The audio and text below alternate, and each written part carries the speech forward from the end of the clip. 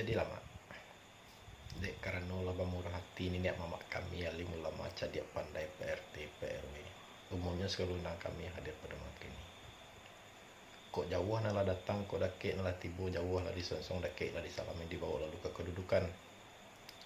Duduk di kasur mananggalu di atas di atuk tirai langit-langit di lingkung tabi sakulit yang di dalam bari jawab lebih di dalam cupak dengan gantang lah dikandung ada ibu saku.